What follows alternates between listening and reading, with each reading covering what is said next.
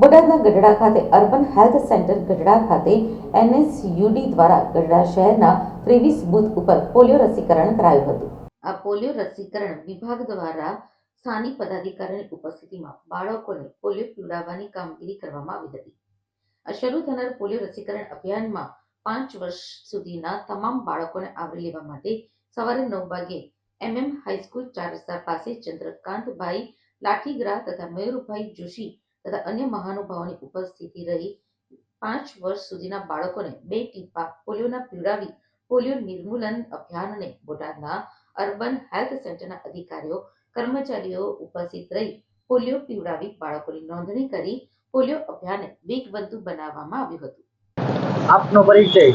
મારું નામ ચંદ્રકાંત લાઠીગ્રા, ગઢડા શહેર ભારતીય જનતા પાર્ટીના પ્રમુખ તરીકેની મારી જવાબદારી છે। આજે ગઢડા હાઈસ્કૂલ ખાતે પોલિયો વિતરણનું કાર્યક્રમનું આયોજન કરવામાં આવ્યું છે, શું છે વિશે જણાવશો?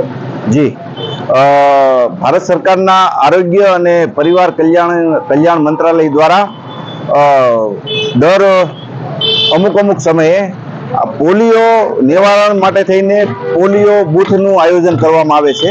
5 વર્ષથી નીચેના તમામ બાળકોને પોલિયો પીવડાવવા માટે થઈ અને આ સરકાર આ રીતના કાર્યક્રમો કરતી હોય છે।